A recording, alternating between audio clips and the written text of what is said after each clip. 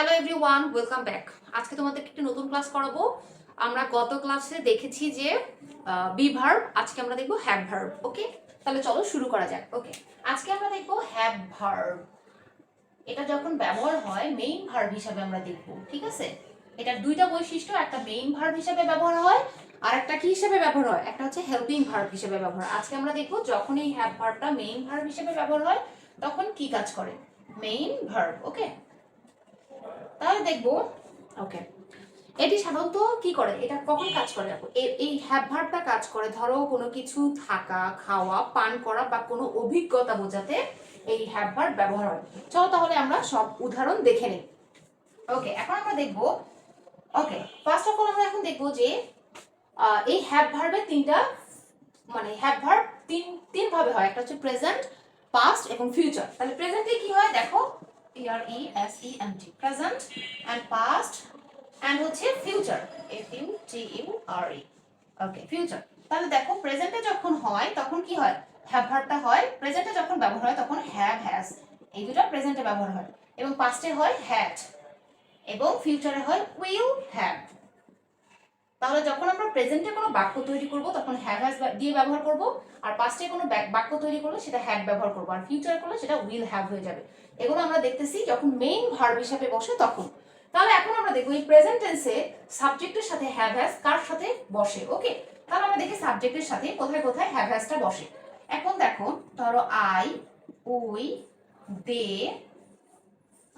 You, অথবা কোনো বহু বচন, যেমন হতে পারে মাই ফ্রেন্ডস, FRIENDS, ফ্রেন্ডস। এখানে কিন্তু এস যুক্ত করছে, মানে তাহলে কি আমার বন্ধুরা বোঝাচ্ছে। তাহলে এদের ক্ষেত্রে কি ব্যবহার হবে, হ্যাভ। আর যখন আমি কোনো একজন ব্যক্তির কথা বলবো তখন কি ব্যবহার হবে, হ্যাজ। যেমন ধরো হি, শি, ইট, অথবা কোনো ব্যক্তির নাম, নাম, এদের সাথে কি হবে, হ্যাজ। তাহলে কি দেখলাম যে আই এবং ইউ, অর্থাৎ আমি এবং তুমি ছাড়া যত বহু বচন আছে, দেখো উই, দে, সরি, মানে আই, মানে আমি এবং তুমি সহ যত বহু বচন আছে, উই, দে, ইউ, তাদের সাথে হ্যাভ বসবে। আর আমি এবং তুমি ছাড়া বাকি যত একজনের কথা পৃথিবীতে বলা হবে তাদের সবার সাথে কি হবে, হ্যাজ বসবে। এতটুকু মনে রাখলেই হবে। চলো তাহলে আমরা এখন ব্যবহারটা দেখে নিই। এখন আমরা দেখবো প্রেজেন্ট টেন্সের ব্যবহার। প্রেজেন্ট টেন্সে কি তাহলে বসে, হ্যাভ, হ্যাজ। ওকে, এখন আমরা দেখবো এই হ্যাভ হ্যাজ এর ব্যবহারটা কোথায় কোথায় কিভাবে ব্যবহার হয়, উদাহরণ সহ দেখবো। ওকে, এখন আমরা দেখবো যে এই প্রেজেন্ট টেন্স। ওকে, দেখি এখানে প্রেজেন্ট, PRESENT, প্রেজেন্ট। প্রেজেন্টে কিভাবে ব্যবহার হয়, যখন কোনো কিছু মালিকানা বোঝায়, মালিকানা, তখন এই হ্যাভ ভার্বটা বসে প্রেজেন্ট টেন্সে। যেমন হতে পারে আই হ্যাভ আ কার। দেখো এটা একটা উদাহরণ, মানে এটা একটা উদাহরণ মালিকানা অর্থে। অর্থাৎ যখন আমি বলি যে আমার কোনো কিছু, মানে আমার আয়ত্তে কিছু আছে, মানে কোনো কিছুর মালিক আমি, তখন এই মালিকানা বোঝাতে প্রেজেন্ট টেন্সে কি ব্যবহার করা হয়, হ্যাভ ভার্ব ব্যবহার করা হয়। দেখো কি, আই হ্যাভ আ কার, মানে কি আমার একটি গাড়ি আছে। এই দেখো এটা হচ্ছে সাবজেক্ট এবং আয়ের সাথে সবসময় হ্যাভ বসে। হ্যাভটা এখানে কি মেইন ভার্ব, এখানে কিন্তু আর কোনো ভার্ব নেই, মেইন ভার্ব। আর এটা হচ্ছে কি আর্টিকেল, আর কার হচ্ছে এটা নাউন। That's it. তাহলে কি হলো, আই হ্যাভ এ কার। তাহলে বোঝাচ্ছে যে আমার কোনো কিছুর মালিকানা প্রকাশ করতে আমরা কি ব্যবহার করব, এই হ্যাভ ভার্বকে মেইন ভার্ব হিসেবে ব্যবহার করব। তাহলে চলো আরো কিছু নিয়ম আছে সেগুলো দেখে নেই। যেমন আরো হতে পারে সম্পর্ক, কোনো সম্পর্ক বোঝাতে হ্যাভ ভার্ব ব্যবহার হয়। যেমন ধরো হতে পারে she has two brothers, BROTHERS। Okay, brother. দেখো কোন সম্পর্ক প্রকাশ করতে, যেমন ধরো she has a two brothers, মানে তার দুইটা ভাই আছে। এখন সে যখন বললো যে তার দুইটা ভাই আছে, এই সম্পর্ক প্রকাশ করতে কি ব্যবহার করা হয়েছে, হ্যাজ। দেখো এই যে হ্যাজ। তাহলে শি হচ্ছে কি একজন মানুষের কথা বলা হয়েছে, সিঙ্গুলার, এন্ড তার জন্য হ্যাজ, তারপরে বাকি অংশ। আর এখানে এস কেন ব্যবহার হয়েছে, যেহেতু দুইজনের কথা বলা হয়েছে সেই জন্য এখানে এস ব্যবহার করা হয়েছে। তাহলে কি দেখলাম, মালিকানা এবং সম্পর্ক যখন আমরা কোনো কিছু বলতে যাব এই সম্পর্কে, তখন কি ব্যবহার করব, হ্যাভ ব্যবহার করবো, হ্যাভ হ্যাজ প্রেজেন্টে। আরো আসো, আরো অনেকগুলো ব্যবহার আছে, তোমাদেরকে দেখিয়ে দেই। যেমন আরো হতে পারে কোনো কিছু মানে আমরা যখন কোনো অসুখ হই সেটা বলতে গেলে মানে অসুস্থ হই তখন সেটার ক্ষেত্রে আমরা বলতে পারি এটা, যেমন বলতে পারি যে হি he has a headache, HEADECHE headache.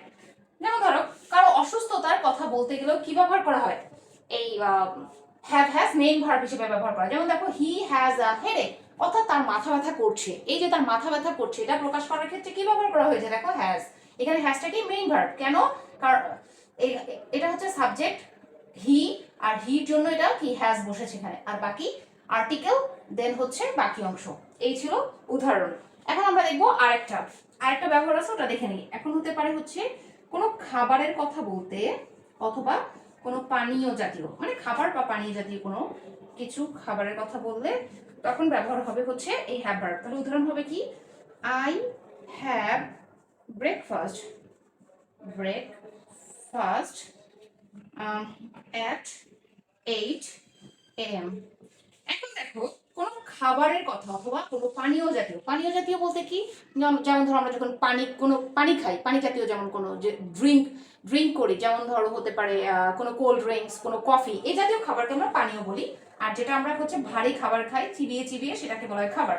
তো এইসব কিছু যখন আমি প্রকাশ করি তখনও কি হয়, এই হ্যাভ ভার্বটা ব্যবহার হয়। দেখো I have breakfast at 8 AM, অর্থাৎ কি আমি সকাল 8টায় নাস্তা করি। তাহলে এখানে কি হ্যাভটা কি মেইন ভার্ব হিসেবে বসেছে, এটা কি খাবারকে বোঝাচ্ছে না, breakfast. I have breakfast at 8 AM, অর্থাৎ আমি সকাল 8টায় নাস্তা করি। এই যে আমার খাবারটা বোঝানোর ক্ষেত্রে এই হ্যাভটা ব্যবহার করা হয়েছে। আই হচ্ছে মেইন সাবজেক্ট এবং তারপরে সবসময় হ্যাভ বসে, তাই হ্যাভ, তারপর বাকি অংশ। এই ছিল প্রেজেন্ট টেন্সে হচ্ছে ব্যবহার হ্যাভ ভার্বের মেইন ভার্বের ব্যবহার। এবার আমরা দেখবো পাস্টের ব্যবহার। ওকে, প্রেজেন্টে এই 4টাই ব্যবহার ছিল, তবে মেইনলি তোমরা সব জায়গায় দেখবে এটাই বেশি দেখা যায়। এগুলো তো আছেই, তবে মানুষ মানে অন্যান্য টিচাররা এই সম্পর্কগুলোর কথা কমই বলে, কিন্তু আমি যেহেতু জানি এই জন্য সবগুলো তোমাদের সামনে তুলে ধরলাম। এবার আমরা দেখবো পাস্টের ব্যবহার। ওকে, তাহলে পাস্টে কি বসে আমাদের হ্যাড, প্রেজেন্টে কি বসে হ্যাভ হ্যাজ। এবার দেখবো হ্যাড এর ব্যবহার মানে পাস্টের ব্যবহার। ওকে, এবার দেখবো আমরা হ্যাড মানে পাস্ট। ওকে, এবার দেখবো কোন কোন সাবজেক্টের সাথে এই হ্যাডটা বসে। হ্যাডের ক্ষেত্রে একটা সুবিধা হচ্ছে কি জানো, যে আমরা যখন হ্যাড ব্যবহার করব তখন সাবজেক্টের কোনো বাছাবাছি করার কোনো প্রয়োজন নেই, মানে সব সাবজেক্টের সাথেই হ্যাড বসে। অর্থাৎ তুমি যে আই বলো, উই বলো, ইউ বলো, অথবা any kind of subject, okay, she বলো, ইট বলো, বা কারো নাম মিতু, মিতু, সবার সাথে কি বসবে হ্যাড। এটা হচ্ছে একটা সুবিধা। তাহলে এখন আমরা দেখি এর ব্যবহারগুলো। তাহলে এটার কোনো ঝামেলা নাই, শুধু কি করবে হ্যাড এর সাথে যে কোনো সাবজেক্ট ব্যবহার হয়। ওকে, এবার আমরা তাদের চলো ব্যবহারগুলো দেখি। এখন হতে পারে যেমন অতীত মালিকানা, অতীতে মালিকানা, উদাহরণ হতে পারে উই হ্যাড আ গ্রেট, কি বলতে পারি ওকে, নতুন একটা দিক, they had a big house in 2010। এখন দেখো অতীতে মালিকানা বোঝাতে আবার হ্যাড ব্যবহার করা হয়। ধরো অতীতে তোমার কোনো কিছু ছিল কিন্তু বর্তমানে নাই, কিন্তু অতীতে তুমি কোনো কিছুর মালিক ছিলে, সেই ব্যবহারের ক্ষেত্রে তখন কি হয় হ্যাড ব্যবহার হয়। যেমন দেখো they had a big house in 2010, অর্থাৎ কি তাদের একটা বাড়ি ছিল কখন 2010 সালে, মানে বর্তমানে তাদের কোনো বাড়ি নেই কিন্তু অতীতে তার একটা বাড়ি ছিল, সেটার মালিক কে ছিল, তারা ছিল। আর দেখো দের সাথে হ্যাড বসেছে, অর্থাৎ যে কোনো সাবজেক্টের সাথে হ্যাড বসবে, তারপর বাকি যা আছে তাই, তারপর ফুল স্টপ, দ্যাটস ইট। এবার দেখবো আমরা আরো যে অন্য ব্যবহার আছে সেগুলো। ওকে,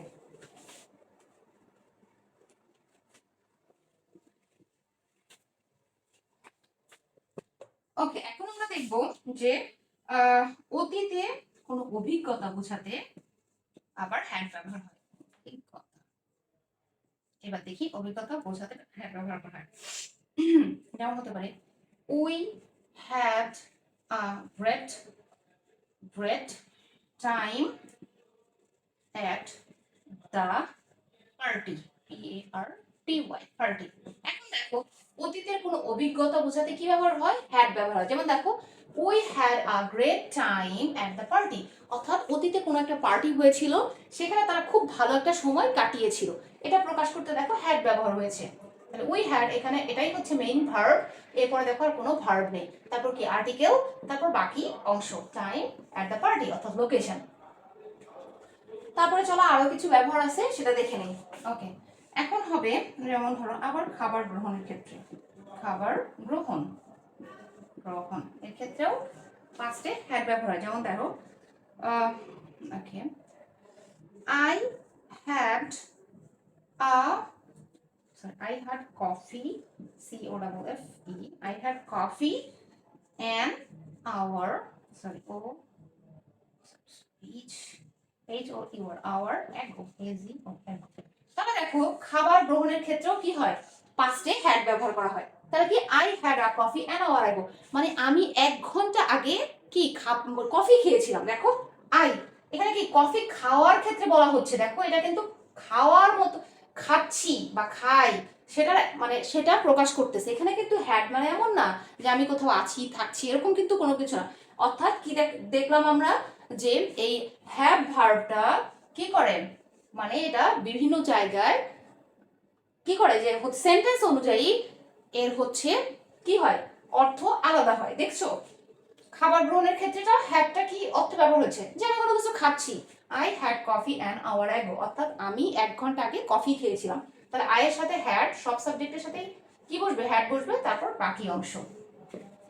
এটা হচ্ছে অতীতে হ্যাডের ব্যবহার। এবার আমরা দেখব প্রেজেন্টে ফিউচারে হ্যাভের ব্যবহার, মেইন ভার্ব হিসেবে যখন ব্যবহার। এগুলো কিন্তু আমরা সব দেখতেছি যখন মেইন ভার্ব হিসেবে ব্যবহার হচ্ছে। তোমরা কিন্তু দেখতে পাচ্ছ সেন্টেন্সে আর কোনো ভার্ব নেই।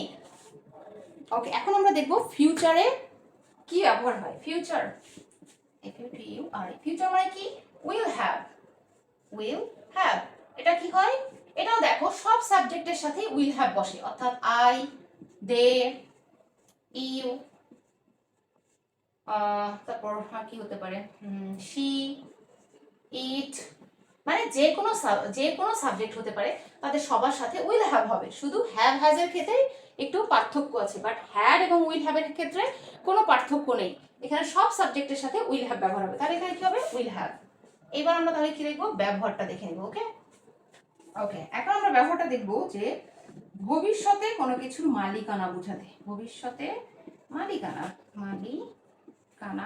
বোঝাতে উইল হ্যাভ ব্যবহার। যেমন হতে পারে I will have a new phone next month, month. Okay, দেখো আয়ের সাথে উইল হ্যাভ, এটা হচ্ছে পুরোটা একটা ভার্ব, তারপর এটা হচ্ছে আর্টিকেল, তারপর বাকি অংশ যা আছে তাই। তাহলে কি বলছি এখানে, I will have a new phone next month, মানে কি বলতেছি যে আমি মানে হচ্ছে আগামী মাসে একটি কি করব, নতুন ফোন কিনবো। তাহলে কি এটা আমার মালিকানা না, আমি নিজের জন্য কিনবো, ভবিষ্যতে প্ল্যান করতেছি, অর্থাৎ কিসের জন্য, আমার মালিকানা, এই ফোনটা তো আমার জন্য কিনতেছি, অর্থাৎ আমি মালিক হব।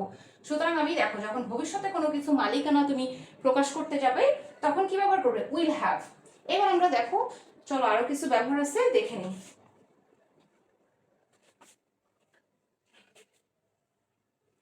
ওকে ওকে, এখন আমরা দেখব পরিকল্পনা, কল্পনা।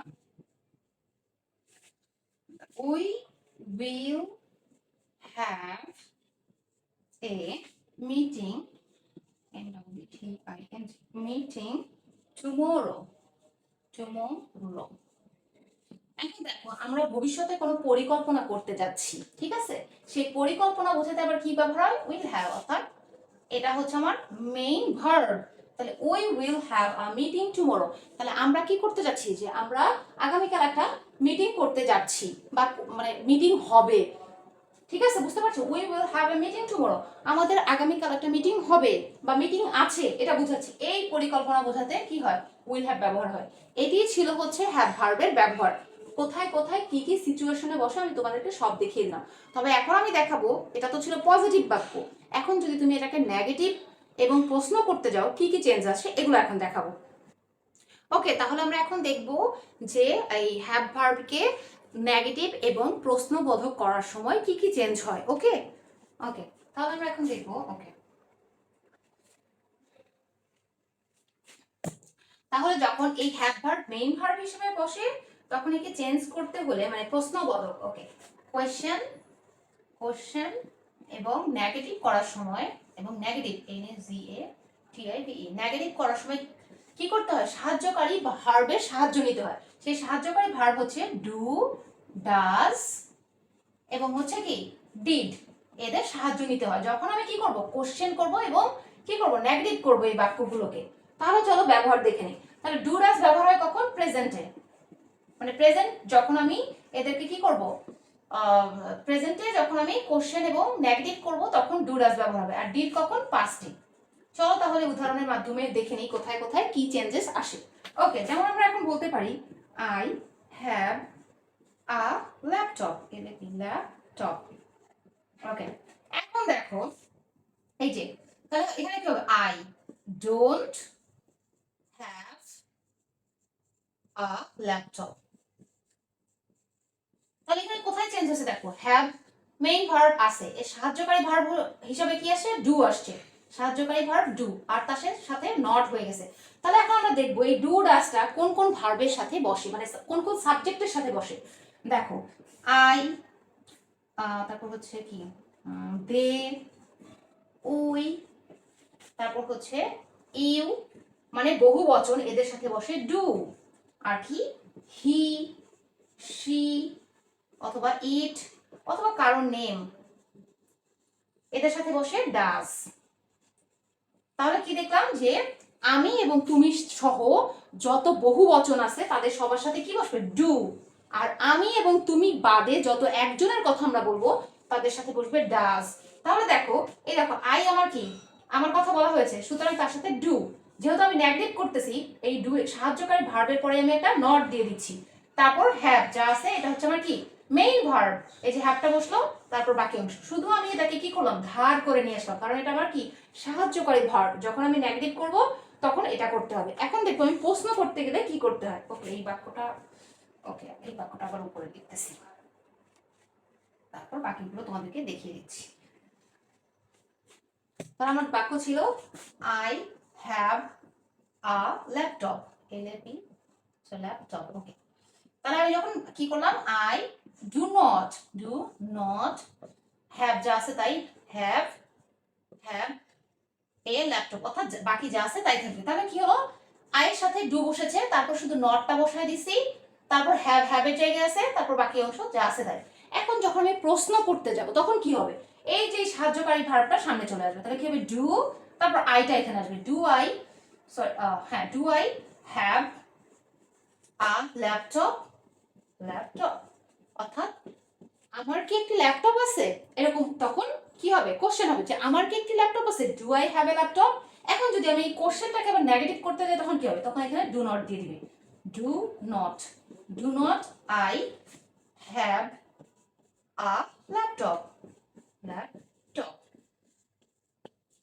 বুঝতে পেরেছো? এই ছিল ব্যবহার। এখন যদি বলি আমি, এখন যদি অনেকের মনে প্রশ্ন আসতে পারে, যদি সরি যদি WH কোশ্চেন থাকে তাহলে আমি কি করব, তাহলে কি করতে হবে, দেখো এই যে এই ডু ডাজ এর সামনে শুধু কি করতে হবে, সাহায্যকারী ভার্বের সামনে WH বসাই দিবে, শেষ হয়ে গেল। WH কোশ্চেন যে কোনো কোশ্চেন বসাতে পারো, কি কি হতে পারে WH, হোয়াট, হোয়েন, হাউ, হোয়ার, এগুলোকে বলা হয় WH কোশ্চেন। তাহলে এই ডু ডাজ এর সামনে কি করে ফেলবে, যে হোয়াট, হোয়েন, হোয়ার বসিয়ে দিবে। এখন চলো তাহলে পরবর্তী আরো উদাহরণ দেখি, সেগুলোকে কিভাবে নেগেটিভ করতে হয়, কিভাবে কোশ্চেন করতে হয়। এখন আমরা দেখব ডাজ এর ব্যবহারটা কোথায় পরিবর্তন হয়। এখানে তোমাদের একটু খেয়াল রাখতে হবে, ডাজ এর কিছু পরিবর্তন আছে, এটাই আমরা এখন দেখব। যেমন হতে পারে শি হ্যাজ আ ডগ। দেখো শি হ্যাজ আ, তাহলে শি এর সাথে কি বসেছে, যেহেতু একজনের কথা বলা হয়েছে তার সাথে হ্যাজ, এটা মেইন ভার্ব, তারপর আর্টিকেল, তারপর বাকি অংশ। তাহলে এখন দেখো শি হ্যাজ এ ডগ, এটা তো গেল। এখন যখন আমি নেগেটিভ করবো তখন কি হবে, শি, তাহলে আমি কি বলেছি যে একজনের সাথে ডাজ বসবে, তাহলে আমি এখানে ডাজ বসাই দিব, যেহেতু নেগেটিভ করতে যাচ্ছি তাহলে কি ডাজ নট, এই হ্যাজটা তখন পরিবর্তন হয়ে কি হয়ে যাবে, হ্যাভ হয়ে যাবে, তারপর এ ডগ। দেখো এই হ্যাজটা কিন্তু পরিবর্তন হয়ে গেছে। কেন পরিবর্তন হয়েছে এবার আমি তোমাদেরকে দেখাচ্ছি। দেখো হ্যাভ হচ্ছে আমার কি, এই হ্যাভ থেকে আমার কয়টা ফর্ম হয়, 5টা ফর্ম হয়। কি কি? হ্যাভ, হ্যাভ হ্যাজ, তারপর হচ্ছে সরি প্লাস হ্যাড, তারপর আবার প্লাস হ্যাড, তারপর হচ্ছে কি হ্যাভিং, এইচ এ সরি নিচে দিই এইচ, এখানে এটা H A V I N G, having. তাহলে আমার মূল ভার্বটা কোনটা? হ্যাভ না, এটা আমার হচ্ছে হ্যাভ মানে কি বেস ফর্ম, বেস ফর্ম। কারণ এখান থেকে আমার এগুলোর উৎপত্তি হচ্ছে। এটা কি V1 ফর্ম, এটা কি V2, এটা V3, এটা V V1 V2 V3 V4। ওকে, এই ছিল হচ্ছে বেস, মানে এটা হচ্ছে ভার্বের ফর্ম। তোমরা তো জানো যে V1 V2 V3 এই ভার্বগুলো থাকে। এখন আমার শর্ত হচ্ছে যখন আমি কোথাও ডু, ডাজ এবং কি ডিড এগুলোকে হেল্পিং ভার্ব হিসেবে ব্যবহার করব, তখন এরপরে অবশ্যই ভার্বের কি হবে বেস ফর্ম হবে। কি হবে? ভার্বের বেস ফর্ম। তাহলে এখানে কি এটা আমার বেস ফর্ম না? হ্যাভটা, হ্যাভটা তো বেস ফর্ম, হ্যাজ তো আমার বেস ফর্ম না। এখানে হ্যাভ হ্যাজ দুইটা হচ্ছে V1 form, but base form হচ্ছে কি মানে আমার এই হ্যাভ থেকে উৎপত্তি হয়েছে এগুলা। তো আমাকে বেস ফর্ম বসাতে হবে, মানে ডু ডাজ ডিড এর পরে বেস ফর্ম বসাতে হবে। তাই দেখো যখন আমি ডাজটা বসাইছি তার মানে কি তারপরে আমার কি বসাতে হবে বেস ফর্ম। তাহলে এই হ্যাভ এর বেস ফর্ম কি হ্যাভ, সুতরাং এখানে হ্যাভটা হয়ে গেছে। আশা করি তোমরা বুঝতে পেরেছো, এই কারণে এই চেঞ্জটা হয়ে গেছে। এখন দেখো যখন কোশ্চেন করতে যাব তখন কি হবে। এখন শুধু কি করব, এই যে এই আমার হেল্পিং ভার্বটা সামনে নিয়ে আসবো, বলবো যে ডাজ, ডাজ শি হ্যাভ, হ্যাভটা তখন এখানে আসবে, does she have a dog, তার কি একটি কুকুর আছে। তারপর দেখো এখন যদি আমি এটা নেগেটিভ করতে যাই আগের মতোই ডাজের সাথে কি হবে ডাজ নট শি হ্যাভ, যা আছে তাই, তারপর কোশ্চেন করবে। এখন যদি আমি এটাকে ডাব্লিউএইচ কোশ্চেন দ্বারা করতে চাই তাহলে কি হবে, এই যে সামনে শুধু ডাব্লিউএইচটা দিয়ে দিবে, শেষ। এই ছিল হচ্ছে অবস্থা। এখন আমরা দেখব যে পাস্টে কি কি চেঞ্জেস আসে যখন আমরা নেগেটিভ এবং কোশ্চেন করতে যাব।